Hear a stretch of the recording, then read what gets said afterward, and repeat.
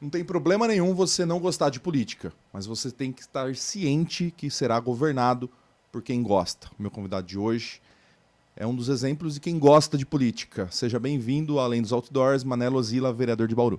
Muito obrigado, para mim é um prazer estar aqui, né, participando dessa entrevista, desse bate-papo, na verdade, aí, né? A gente milita na política e é sempre bom ter essa oportunidade, né, que vocês estão proporcionando a nós de falar com a população e trazer um pouquinho do Mané Lozila para o povo.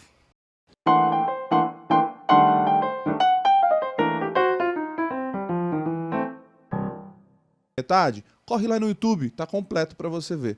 E se você está escutando a gente pela Top FM 101,3, também pode correr lá no YouTube depois e assistir com imagens, certo? Vamos começar o papo de hoje, que está sensacional. Mané, eu te conheço por nome, né? Mas me conta como que é a sua vida. Você é aqui de Bauru, e também da onde que surgiu essa sua entrada para a política, como que você decidiu ser candidato pela primeira vez, que normalmente essa decisão é bem difícil, né? Não, legal, Ed. Eu vou fazer um resumão aqui para Tá. a população entender um pouco. Eu sou nascido em Bauru, nasci em Bauru no ano de 1979, na maternidade Santa Isabel. Aqui, enfim, estudei a maior parte do meu tempo, estudei na EMEI Manuel de Almeida Brandão, depois tive uma passagem pelo Colégio São Francisco,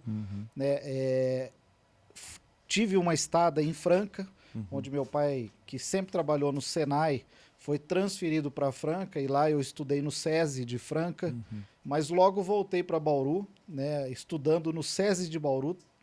Depois eu comecei a estudar na escolinha da rede ferroviária com 14 anos, e ali, né, tive a formação de eletricista, e ali pude trabalhar até a sua privatização. Em virtude disso, eu tive que estudar à noite na escola Estela Machado, depois fui estudar no Prevê Objetivo, e aí ingressei na faculdade, na IT, na faculdade de Direito, onde eu me formei em Direito e lá, né, construí a minha carreira de advogado após passar na OAB. Enfim, fiz, né, algumas pós-graduações aí relacionadas, né, ao direito, mas também a pessoas, e também concluí o meu mestrado na IT. Então você vê que minha carreira quase toda ela é feita em Bauru, né? Tive uma pequena passagem em Franca, quando meu pai, né, foi trabalhar lá, e eu morei quase 2 anos em Belo Horizonte também por uma questão profissional, né? Mas do restante, nascido e criado em Bauru, na região da Vila Junta e Vila Falcão. Nasci na Vila Junta e voltei de Franca morando na Vila Falcão, e ali estou estabelecido, né, até hoje. Toda a minha família é de Bauru, né? Minhas filhas nasceram aqui em Bauru, a minha esposa também é de Bauru, e a gente tem um grande amor e paixão por esta cidade, né? E a propósito disso, o meu conhecimento e a minha atração pela política, né, já que falei sobre a minha estada e os meus estudos na IT, foi na IT, né, que eu comecei a entender um pouquinho da política através, né, das matérias dos curriculares que lá existiam. A IT forma pessoas importantes, né? Todo mundo que eu vou conversar aqui é uma referência nacional no direito, né? Interessante a IT aqui em Bauru. A Faculdade de Direito de Bauru, ela por muitos anos, ela foi uma das poucas faculdades do interior do estado de São Paulo, né? Então, eu me lembro que eu me formei em 2002, né? Então, até 2002, nós tínhamos com certeza aí quase 50 ônibus que vinham, né, de Jaú, de Itápolis, de Penápolis, de Botucatu, até de Marília vinha ônibus para as pessoas estudarem aqui, porque não tinha o EAD, né, a escola à distância, certo. e também tínhamos poucas faculdades. Então, a Faculdade de Direito de Bauru, ela formou importantes pessoas, né, do estado de São Paulo e até do Brasil, né? Foi muito importante aí e destacou muitas pessoas. Até ministro, né, do STF nós temos aí formado na IT. Sim. Poxa, mas aí direito tem sempre muita ligação com política, porque leis, né? Leis quem fazem são os políticos. Mas como foi quando você ingressou na política, se filiou a um partido político, pensou em concorrer?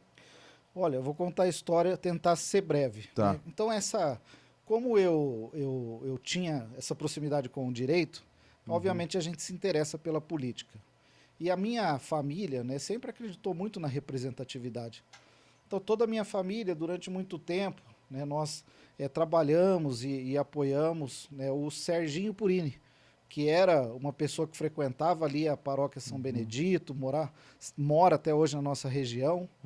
Né? Consequentemente, depois, nós tínhamos um outro colega da nossa família que também frequentava ali a paróquia São Benedito, a Vila Falcão, e a gente sempre apoiou, que era o Clemente Rezende. E aí, quando o Clemente foi ser candidato a vice-prefeito pelo Democratas, né, o DEM, né, que hoje é DEM, enfim, agora virou União Brasil e etc., ele acabou fazendo um convite, né, a mim, né, inclusive, né, meus tios, meus pais participaram, para que eu pudesse ser candidato pelo Democratas. Né? Eu era muito novo ainda, talvez tinha 20 e poucos anos, e naquela ocasião, né, os meus tios, meu pai, entendeu que, pô, acho que seria uma oportunidade legal. E aí eu me filiei ao DEM naquela ocasião. Só que o Clemente saiu vice-prefeito e não me deram a legenda no DEM. Né? Então, eu não tive a possibilidade de sair candidato naquela ocasião. Na mesma ocasião, e eu sempre tive um amigo, né, que sempre foi vizinho, né, meu durante muitos anos, desde que eu nasci, né, que era que é o Fabiano Mariano, né, que foi vereador aqui. Fabiano, o pai dele já tinha participado de várias eleições, não tinha sido eleito. Fabiano também já tinha tentado, salvo engano, 2 eleições, não tinha sido eleito.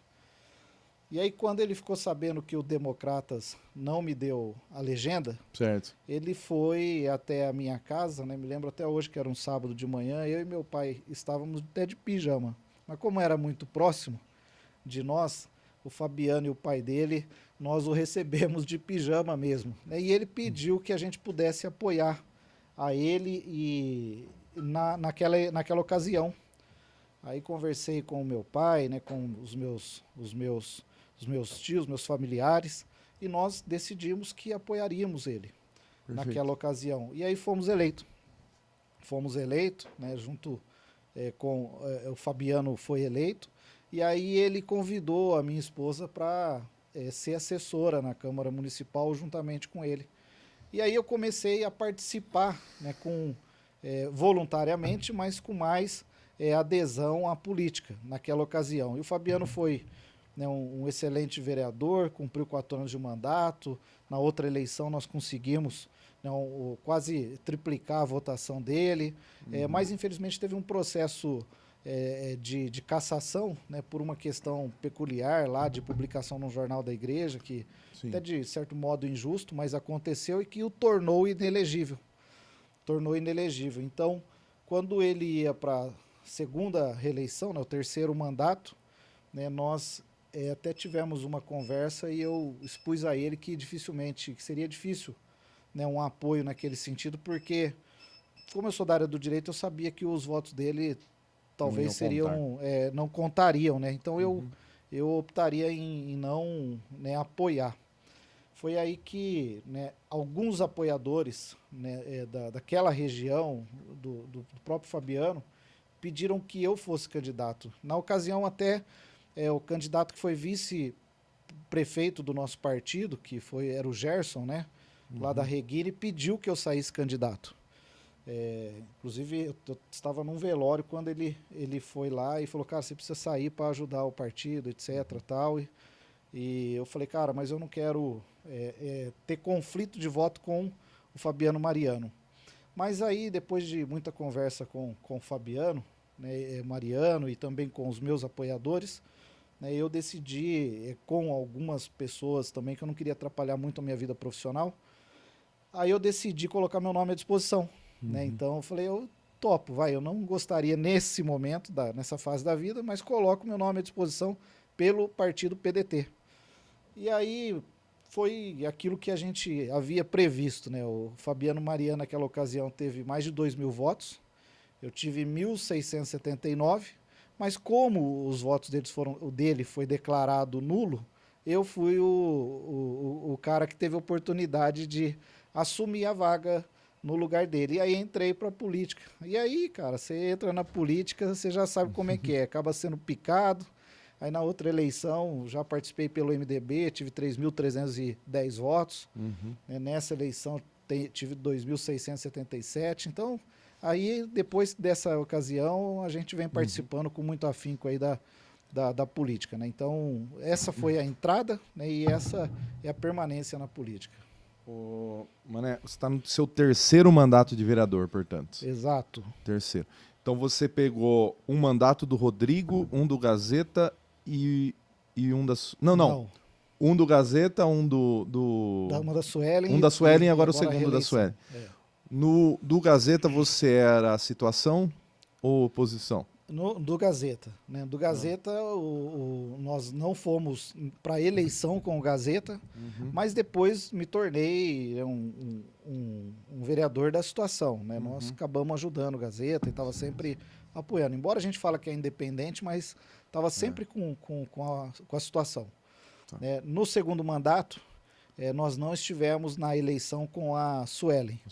E obviamente, mantivemos neutro durante boa parte do mandato, até que houve uma proximidade, né, do MDB com a Suelen, e aí nós começamos a trabalhar junto com ela nesse segundo mandato. Sim. E já no terceiro mandato, nós assumimos a decisão, participamos da eleição com a prefeita Suelen, fomos eleitos juntos e estamos no mandato, na situação, ajudando o governo aí a construir tudo aquilo que Bauru precisa. Certo.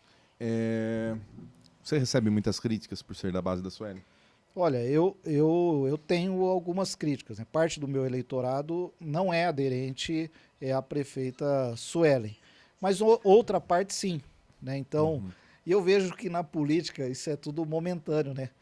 Porque as mesmas pessoas que no primeiro mandato da Suelen me criticavam por eu não estar com ela, que era o 51, salvo engano, o número dela, são as mesmas pessoas que me criticam agora por eu estar com ela.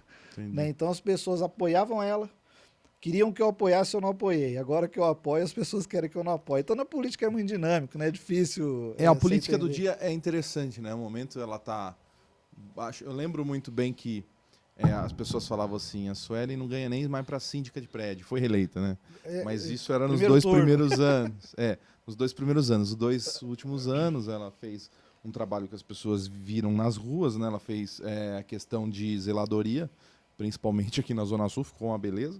Entrevistei o pessoal do PT aqui e eles debateram comigo. Eu falei assim, não, mas eu morava na Castelo Branco, tava tudo cheio de buraco. Ela falou, asfaltou. Eu mudei, comprei outro apartamento em frente do shopping, mudei, um mês depois ela foi lá e asfaltou lá também. Então pra mim tá bom. Aí os caras, você é bitolado, você é não sei o que lá, tá vendo só uma parte. Eu falei assim, mas pra mim resolveu, tá ótimo. Mas assim, ela tá numa decrescente agora. Tá? Ela tá caindo, a popularidade dela tá esvaziando. Vocês não estão sentindo isso? Não, a gente sente sim. Começa a ficar difícil pro vereador. Não, é difícil. A situação é difícil. A prova disso já é a minha reeleição. Eu fui reeleito primeiro mandato com 3.310. Assumi e resolvi estar ao lado da prefeita Suelen e, obviamente, eu tive uma queda de votos. Né? Então, eu tive 2.667, mas não tem problema. Compromisso é compromisso. Ela tem um compromisso comigo de resolver o problema de água da região oeste. Né? E esse é o meu compromisso com ela. Nós vamos governar junto para resolver? Vamos governar junto para resolver. E tá dando sinais e fazendo as ações que eu preciso que seja feita nesse mandato. O meu legado desse mandato é fazer com que a dependência exclusiva do Batalha seja em torno de 12%, 13%. E eu acredito que isso deve acontecer. Iniciei o meu primeiro mandato com a dependência de 43%, hoje estamos em 25%, 26%. Espero entregar esse terceiro mandato em 12%, 13%, porque eu moro lá, eu vivo naquela região. Né? Então, assim, a gente tem que tomar base e ter bandeira de trabalho. Né? Então, eu assumo as responsabilidades, não tem problema pagar com o meu mandato, né? Mas que seja um benefício para a população, trazer um benefício para a população faz parte da política. É um cálculo político.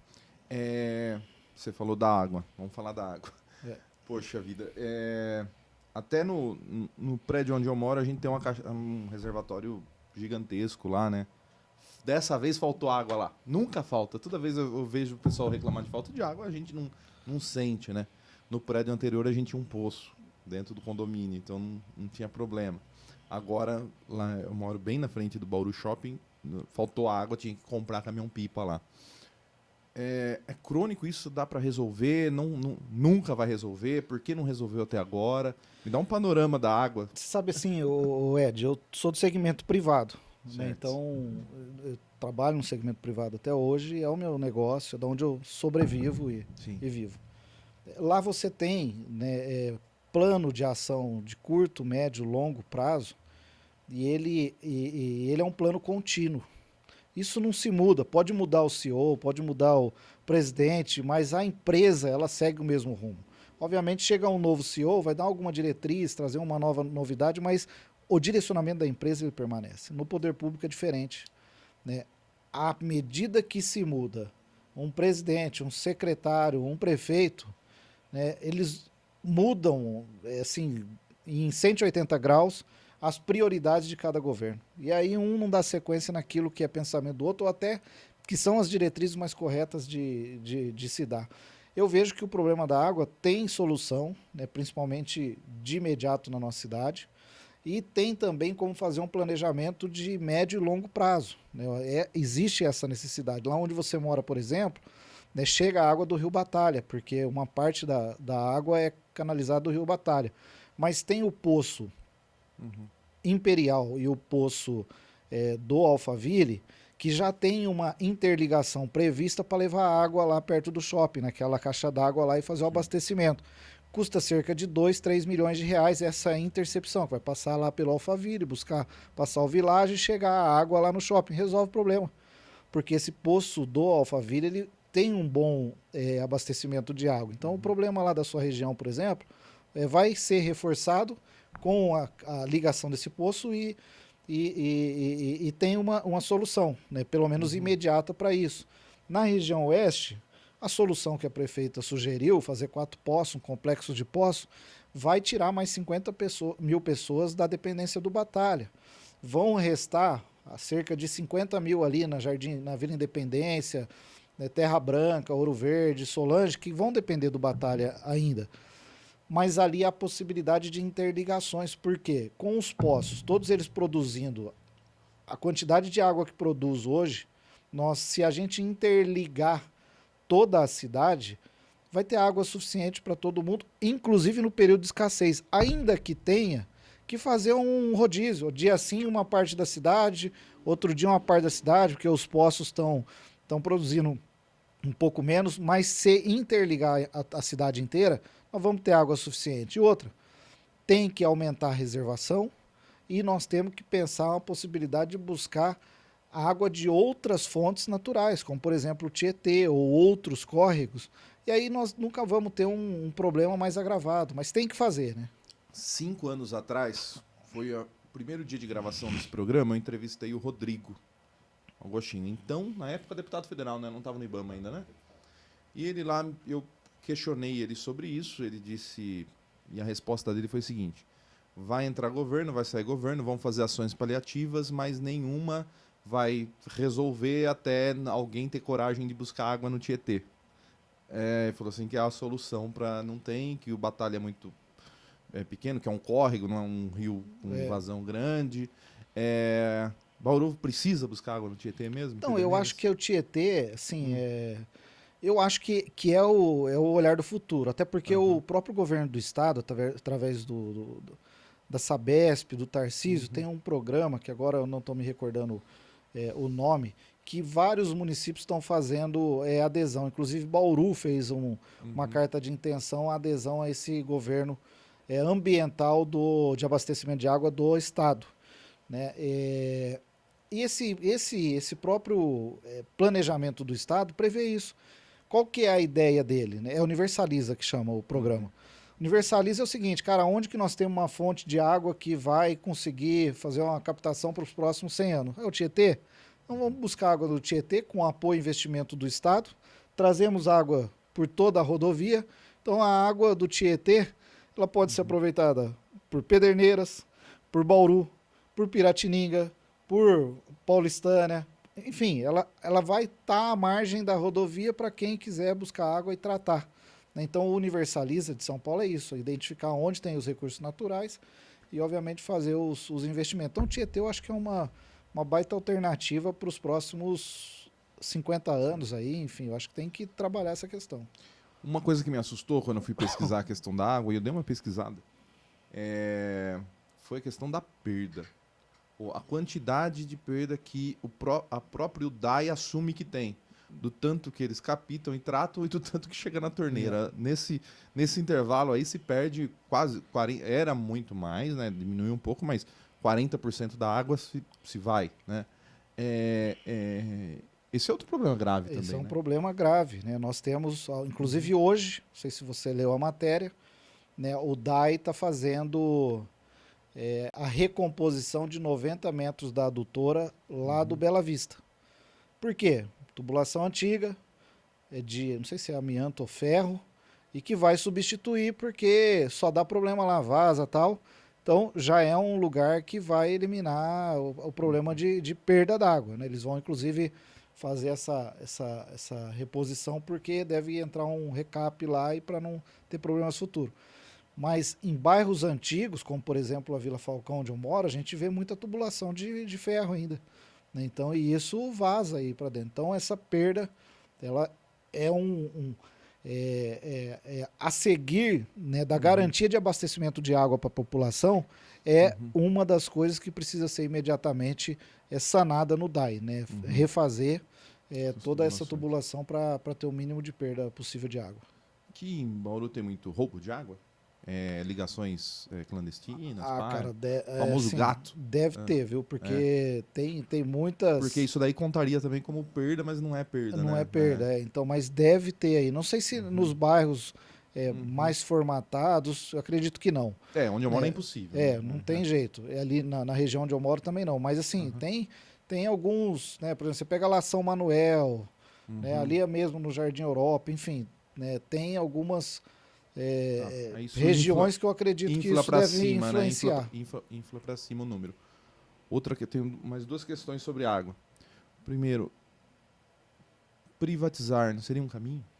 Entregar para a Sabesp? A Sabesp toca a água para a gente? Então, cara, eu acho que assim, eu não vejo com olhos totalmente ruins, né, essa questão, porque eu acompanho algumas cidades que têm um trabalho da Sabesp, né? E eu cito o exemplo aqui de onde eu vivencio, tenho familiares em Franca, funciona muito legal. Piratininga.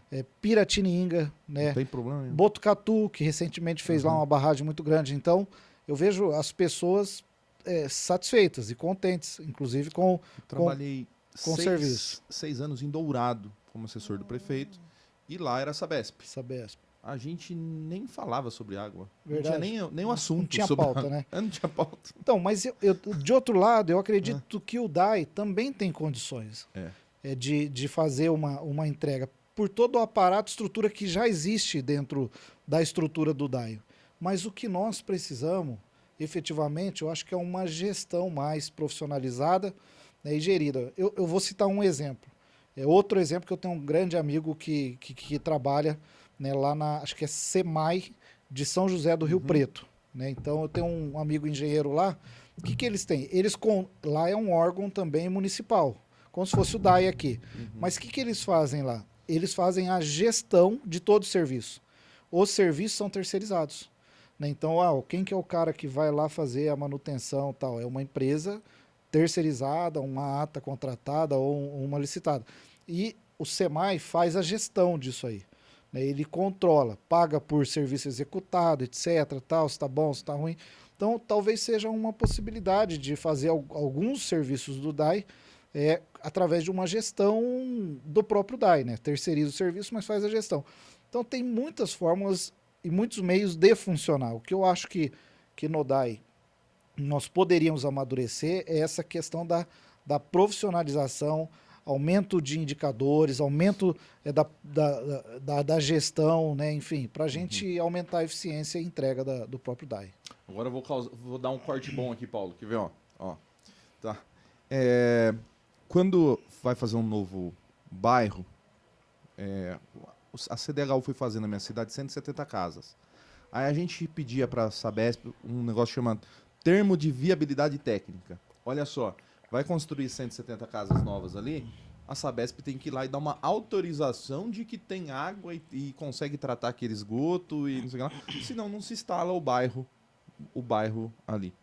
Aqui em Bauru, você entra na Getúlio Vargas, tem outdoor para todo lado de empreendimento imobiliário. A cidade está crescendo e muitas pessoas vindo de fora. E não tem água. Assim, lá no meu apartamento não tem água. A prefeitura está autorizando todos esses empreendimentos imobiliários sem água? Então, mas veja bem, Ed, eu até concordo contigo, né, que a cidade vai aumentando, expandindo.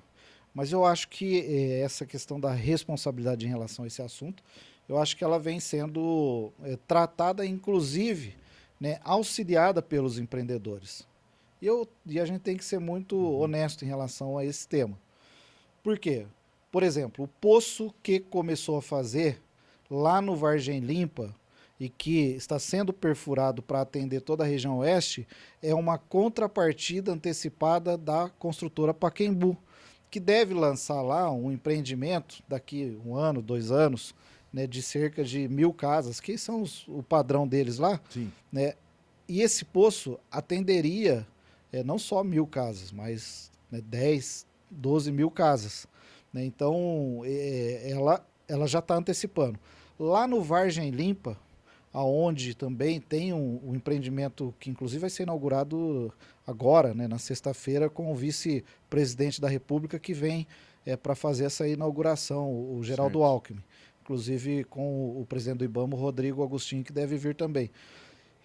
Lá também foi perfurado um poço para atender a demanda. Então, assim, eu acho que está tendo... E nós temos na Secretaria de Aprovação de Projetos, né, o GAI, né, que é o grupo de estudo, né, de análise e estudo, que faz a análise de viabilidade e exige essas contrapartidas dos empreendedores. Então, acredito que isso tem sido, né, também alvo de estudo da equipe técnica. Né? Pelo menos o aparato e os mecanismos são para isso.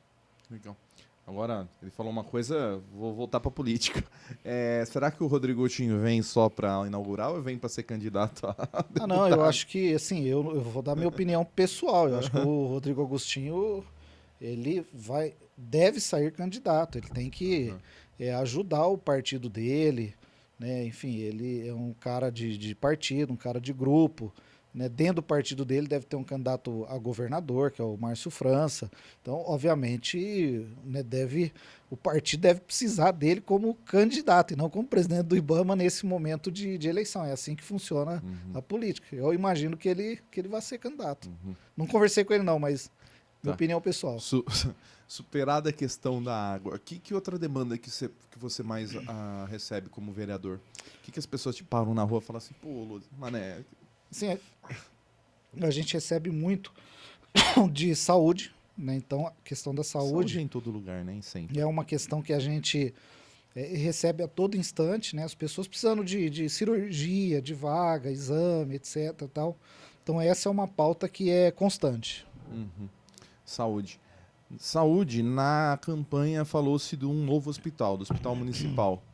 Isso tá no radar, parece que as finanças de todos os municípios, fazemos justiça, deu uma piorada, todo lugar parece que a arrecadação caiu, estão com dificuldade, isso ficou para depois. Eu acho que o Hospital Municipal não tem como não sair.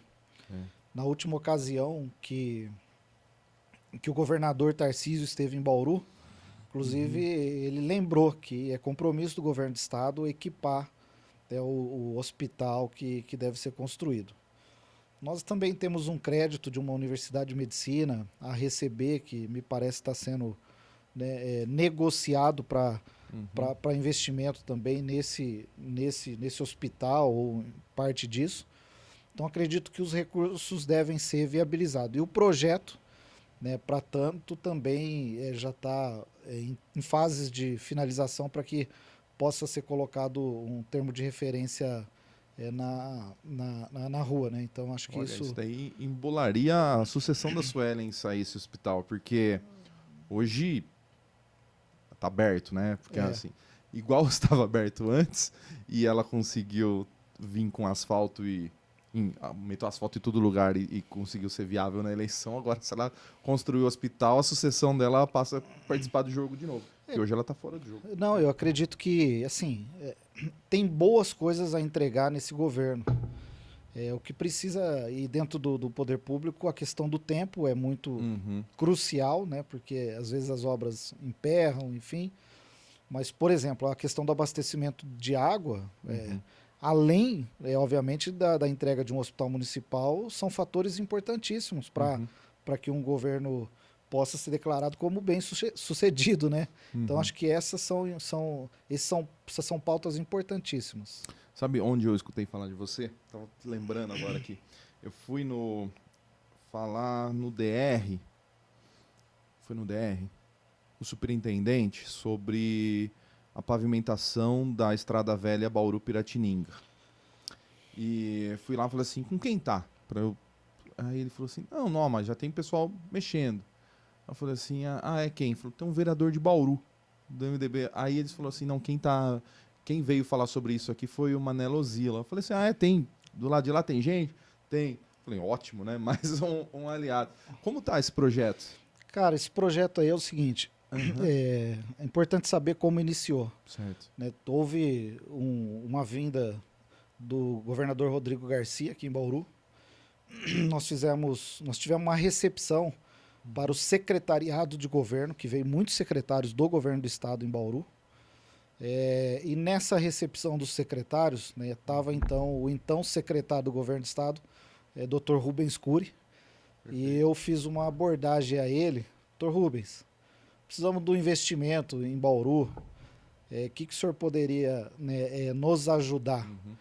Ele falou, pô, vocês não têm um hospital, né? Que o governo do estado sempre tem aquelas construções prontinha. Né? Falei, doutor, nós não temos o projeto executivo de hospital e etc. Aí ele falou, mas o que vocês têm? Falou, nós temos um projeto praticamente executivo, praticamente pronto, da estrada Bauru-Piratininga. Aí ele falou, vocês têm? Temos. E aí, nisso, né, chamamos também alguns empresários aí que são da região, a exemplo, o próprio Rodrigo Mandalite, né, e nós conseguimos que esse projeto executivo fosse finalizado e entregue em tempo de acontecer uma licitação no próprio DR, naquele governo. Entregamos o projeto e o projeto foi licitado. Inclusive, teve uma empresa vencedora do projeto, mas o lote não foi dada a ordem de serviço. Né? E faltavam algumas complementações, porque o DR é bastante criterioso. Por exemplo, o projeto executivo da ponte. Né? Então, qual que é a fase agora que está? E eu acompanho isso, né, muito em cima, até porque foi um investimento que eu, juntamente com o MDB, consegui viabilizar para Bauru. Né? E nós estamos nessa pauta, para Bauru e Piratininga. A origem é essa. Qualquer origem que falar, diferente disso, Me contaram tá equivocado. Então agora, cara, tá na pauta, que é o seguinte. O DR de São Paulo entende que a rodovia, né, vamos dizer assim, a vicinal, não precisa de acostamento, e o DR regional entende que precisa. Então há essa discussão e defesa de posicionamento para ver se precisa reajustar o projeto ou se não. O projeto tem acostamento? Tem acostamento. Ai, que bom. Tem acostamento. E aí o DR de São Paulo lá, enfim... o órgão estadual entende que não. E querem que retira. Mas daí a defesa de Bauru não, tem que deixar, é segurança, pá.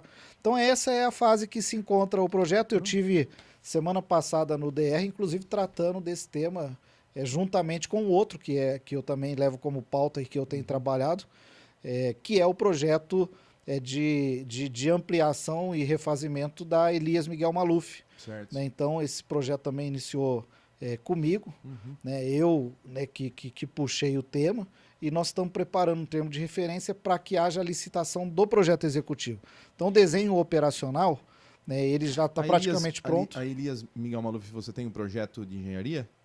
Porque foi feito, uma empresa deu de presente esse projeto pro Inclusive para a Rafaela lá, a Gaidar, ela contratou uns engenheiros e fez um projeto lá e deu de presente Então, acostamento lá. Mas a Elias Miguel Maluf que você está falando é que liga Castelo Branco a Piratininga. Isso. Não, eu estou falando do acesso Elias Miguel Maluf, Ah. que liga ali perto do Noroeste e passa mesmo pela Vila nome, Dutra. né? É o mesmo nome, é.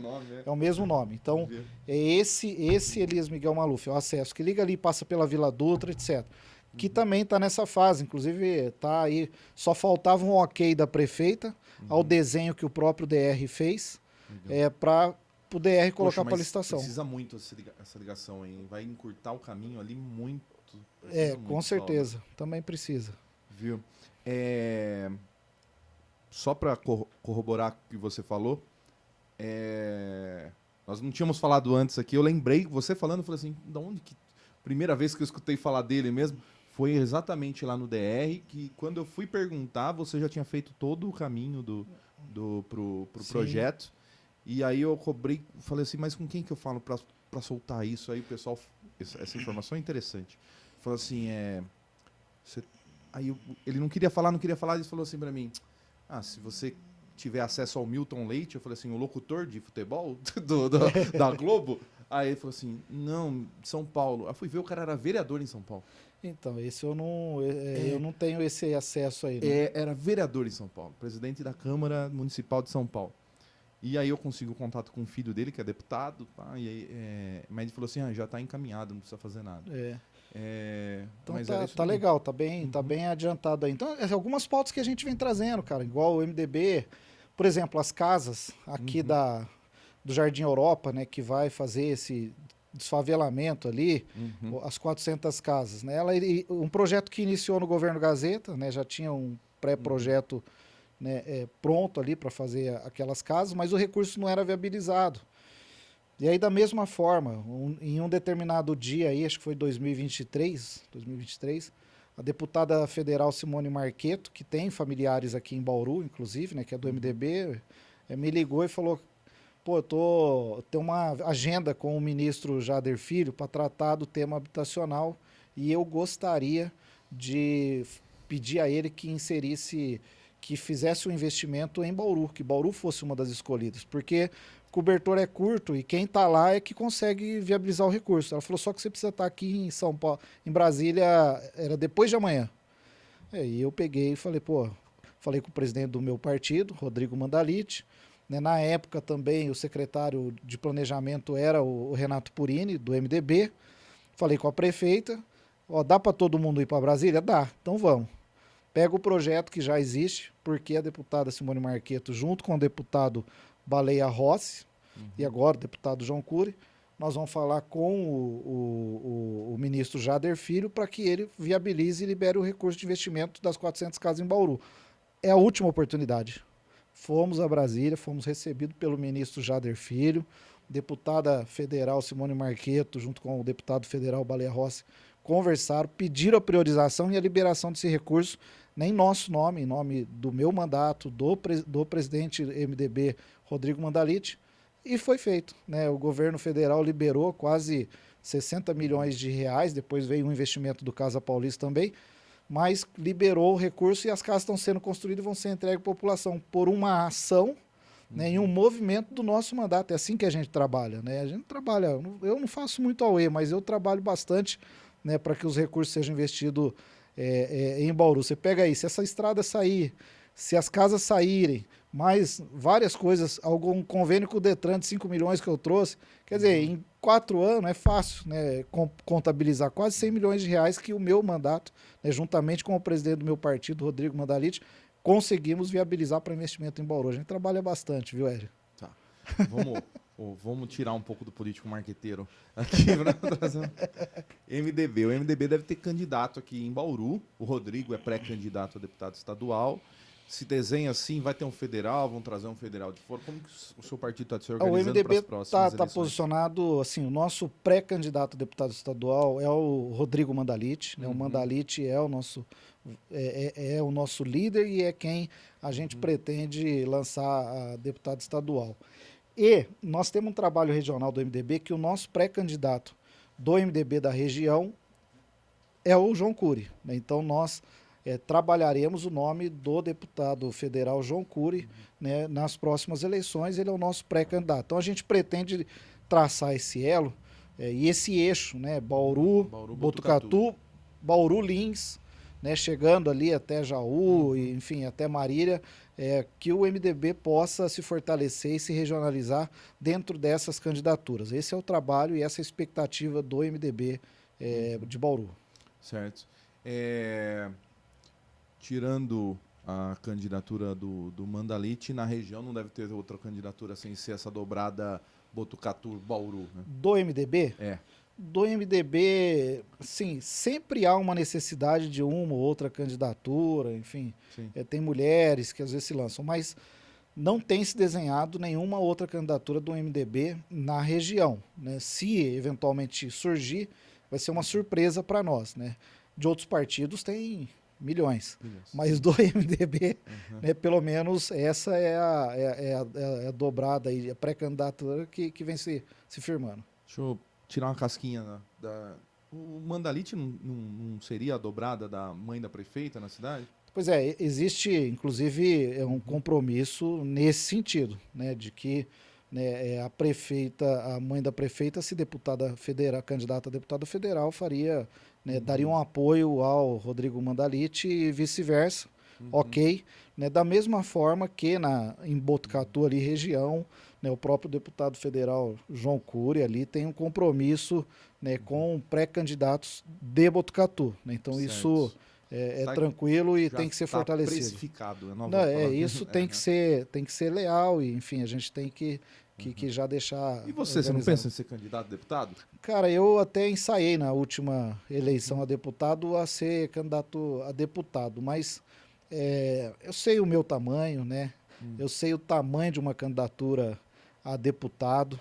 Eu sei do tamanho dos recursos e dos investimentos que tem que se fazer numa candidatura, né, a deputado. Então é uma energia, né, que hoje eu imagino não esteja ao meu alcance, né? Preciso ainda caminhar e na política tem vezes, né? Então você tem que esperar a sua vez, tem que esperar, né, o seu passo, tem que esperar o seu apelo, né? Então eu acho que não é o momento ainda, mas enfim, né, em eventual oportunidade, óbvio que eu tenho interesse, né? Eu estou na política para ter interesse em todas as candidaturas, mas sabendo a minha limitação, sabendo, né, o meu tamanho e também, obviamente, aquilo que eu posso alcançar. Em cidades como Bauru, que tem tamanho de Bauru é uma cidade de porte médio no estado, uma cidade interessante, vereadores costumam ser candidatos a deputados só para fazer pré-campanha para outra eleição, na verdade. Não tem viabilidade nenhuma de ser eleitos, né? Saem 3, 4 vereadores candidatos a deputado, não vão ser eleitos, mas apenas para fazer uma pré-campanha, para manter a base ativa, né? Exatamente. É o que boa parte deles fazem. Né? Mas eu não tenho essa intenção. Se eu sou candidato a vereador, eu vou fazer minha campanha a vereador. Acabou, pronto. Se eu for candidato a prefeito, eu vou fazer a campanha a prefeito. Não preciso utilizar de um trampolim, de uma candidatura a deputado estadual, federal, que é bom mesmo. Por quê? Jamais você vai conseguir investimentos, né, do partido para uma candidatura a vereador. Mas para deputado, por menor que seja a sua candidatura, vai vir 100 mil, 200 mil, 50 mil. E com 50 mil, 100 mil, você faz uma baita campanha de vereador, né? Então você fazer uma campanha. Modesto, o vereador. Teve candidato aqui da cidade que fez 5, 6 mil e recebeu quase R$1 milhão. Pois é, então assim, você vê como é que é. Né? Então é interessante, é interessantíssimo. Né? Na última campanha, eu tenho certeza que o meu partido enviaria algum recurso para mim e muito maior do que eu gasto para vereador. Sim. E aí eu poderia ter feito uma campanha antecipada lá há 2 anos antes da eleição. Sim. Mas não é o meu perfil, enfim, se eu me coloco à disposição é realmente para vencer, para ajudar o povo, para batalhar. Então eu não tenho essa pretensão de fazer de uma campanha um trampolim para outra, entendeu? O diretor está me avisando aqui do horário, mas eu preciso tocar em outros dois assuntos, que a gente falou muito sobre água. Tem a questão da licitação do esgoto, lá do tratamento da ET, né? Desclassifica todo mundo, o que está acontecendo com essa licitação, gente? Cara, ali o Tribunal de Contas que que está sendo questionado, né? E, obviamente, os termos de referência. Isso é uma briga muito grande, porque são cerca de 3 bilhões, né, de reais, um contrato desse tamanho, de 30 anos aí, de concessão. Então, óbvio, tem interesse de todas as empresas grandes do mercado de saneamento do Brasil, né, e até multinacional, né, algumas multinacionais. E é lógico que todas elas vão se atentar aos requisitos da licitação, os termos técnicos, né, os termos, etc. Enfim, e dentro dos questionamentos tem posicionamentos e interesse para tudo. Então, a Sabesp fez um questionamento, né, foi esclarecido pelo Tribunal de Contas, superado, tanto é que houve autorização, né, para fazer a abertura dos envelopes, salvo engano. Houve a abertura das empresas, né, o credenciamento das empresas, na verdade, certo. E aí a outra empresa, acho que é a IGEA, né, foi e fez um questionamento de mais um termo de um tópico do termo de referência, que é a exigência de um atestado em drenagem. Né? Porque dentro da licitação... A drenagem da Nações. Tem a drenagem da Nações. Então aí a empresa questionou, pô, se é uma licitação para fazer saneamento básico, que vai exigir esse certificado? E está nessa fase. Aí o Tribunal de Contas tem que decidir, falar, cara, precisa porque tem uma drenagem prevista como contrapartida, ou não precisa porque pode ser contratado uma empresa, etc. Então eu acho que esse é o lance, né, cara? Então é muito o interesse. E aí os caras vão questionando, mas a gente tem uma expectativa muito grande que isso flua, porque, assim, sinceramente, é uma vergonha Bauru não tratar o esgoto aí, o tamanho de cidade que tem, não tratar o seu esgoto. Eu recebi aqui um colega seu que falou que se ele fosse prefeito de Arealva, que recebe nosso esgoto, quem é que recebe nosso esgoto? Pederneiras, né? É Pederneiras que recebe? Pederneiras, depois passa Arealva ali e tal. Processaria aqui. Pois cara. Pô, esgoto seu, você tá vindo aqui na minha cidade. É isso, é uma vergonha, realmente, uma vergonha. Precisamos resolver esse problema e a obra precisa finalizar. Mas, como que você vê Bauru? Assim, o que você acha que... Eu sei que você está fazendo, você tem no seu mandato obras, asfalto, casas, que você fica... que são realizações que você tenta fazê-las cumprir, né, durante o seu mandato. Mas assim, qual que você acha que é os grandes gargalos que a cidade como um todo precisa superar, além dessa ET? Assim? Cara, eu acho que o tratamento de esgoto hoje é muito importante para a industrialização da cidade, principalmente. Nenhuma indústria vem a Bauru com esse lance do ESG, enfim, governabilidade, sustentabilidade, etc. Né, tem que ter selo verde, vamos dizer assim. E o tratamento é premissa básica, né? Então, para a industrialização, isso é muito importante, realmente. Né? Eu acredito que nós precisamos convencer as empresas aéreas de ter um trecho, pelo menos Bauru-São Paulo aqui, porque empresários gabaritados, executivos de empresas grandes, né, eles precisam ter um voo comercial para a cidade onde está sendo prosperado o seu negócio. Então isso é importantíssimo, eu vivo isso. Eu tenho, como executivo de uma empresa, muitas vezes eu tenho que mandar um motorista buscar o cara lá em São Paulo para trazer, para ele não precisar pegar estrada, para ele vir confortável e se sentir como se estivesse num voo. Né? Então certo. O cara tem que ter o conforto, né? Porque são pessoas gabaritadas, alto nível. Isso é muito importante que nós tenhamos.